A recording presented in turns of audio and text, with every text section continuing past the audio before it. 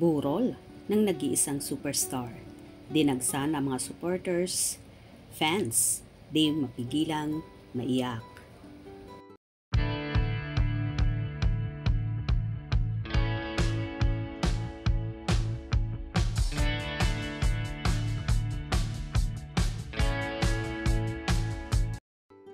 Ngayon ngang araw na ito binuksan sa publiko ang public viewing para sa labi ng namayapang national artist at superstar na si Miss Nora Aunor. Galing sa iba't ibang lugar ang mga taong pumunta sa burol, kung saan madaling araw pa sila nakapila sa Heritage Park. Na kahit alam naman nilang 10 AM pa magsisimulang magpapapasok ng mga tao para masilayan si Ate Guy. Ayon pa nga sa ilan, maaga daw talaga silang umalis sa kanilang lugar para makarating na maaga at mauna sila sa pila na hindi alintana ang init, pagod at puyat. Masilayan lang ang kanilang iniidolo. Ang ilang mga taga-suporta, kaninang madaling araw pa umano bumiyahe mula sa kanilang mga bahay. Ako po si Sunny Panganiban na taga Calamba, Laguna na dumayo pa po rito sa Heritage upang makita namin ang aming idolo na ang superstar Nora Aunor po. Alas 5 rin po kami, sabay-sabay po kami dito. Maris po sa Cavite mga 4 ng umaga. Ayaw po ay dumating dito, Mga 5:30 gano'n. Alam niyo po na alas 10 pa ang viewing. Alam ko po, kasi nasundan ko po simula nung mamatay siya. Masaya naman po ako dahil maraming nagmamahal kay Ate Guy. Sabi ko, kahit wala na siya, maraming siyang iniwan sa amin. Mga awitin niya at pelikula.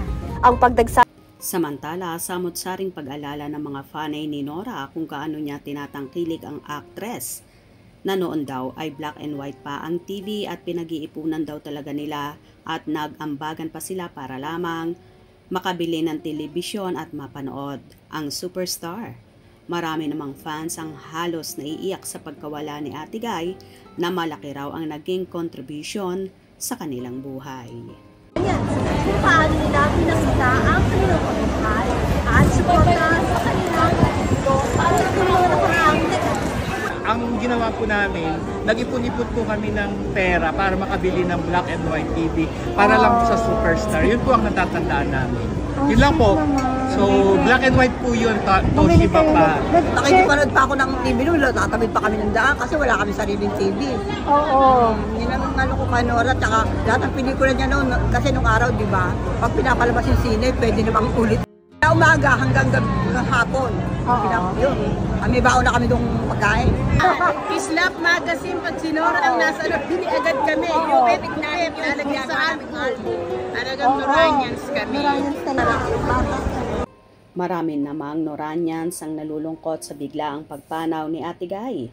Pero nagpapasalamat pa rin sila sa napakalaking ambag na ito ng nag-iisang superstar. Kung nagustuhan nyo ang video na ito, comment down below.